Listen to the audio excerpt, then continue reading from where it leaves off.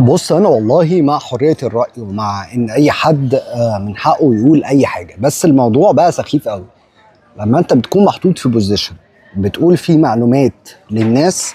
اقل حاجه المفروض تعملها انك انت تتاكد من المعلومات اللي انت بتقولها دي، خصوصا ان احنا دلوقتي في وقت مفيش اسهل منه انك تتاكد من المعلومه اللي انت بتقولها دي. وده لسبب واحد بس، لو انت غبي بلاش تنشر غبائك عشان خاطر عدد الغباء بتاع الناس ما يزيدش، تمام؟ لان صعب علاجه بقى، وقتها بيبقى فيروس، اقسم بالله بيبقى فيروس. وخصوصا لو انت حد مشهور، تمام؟ مش هتكلم على حتة الشهرة دي عشان خاطر الشهرة ليها مقاييس تانية، ليها علاقة بالماركتينج والسوق عايز ايه، ملوش علاقة خالص بانك انت فاهم ولا مش فاهم. انا دلوقتي ليه بقول الكلام ده؟ لان انا لسه خابط في فيديو لواحد هو من هو بيقول على نفسه كده ان هو من اشهر وانجح المدربين في مصر. وعلى فكره دي حقيقه، تمام؟ هو من اشهر المدربين في مصر، بس زي لسه زي ما انا قايل لك، هي دي ليها مقاييس تانية خالص. انا طالع بكلمك اوت اوف سكريبت، ما عنديش سكريبت بكلمك منه، بس يعني ايه، في عميل عندك او حد متابع عندك داخل بيسالك بيقول لك انا الحرق بتاعي عالي، تمام؟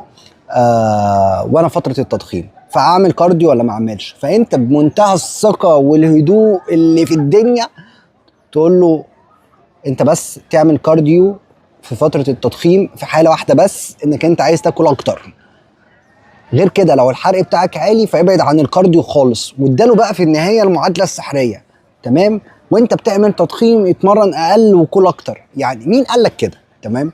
يعني انت خريج انهي ورشه تحت بير السلم اللي وصلت لك المعلومه دي، وتطلع كمان تتكلم فيها بمنتهى الثقه؟ يعني انا ما عنديش مشكله ان المعلومه وصلك كده، يعني ما تاكدتش منها، دي حاجه ترجع لك.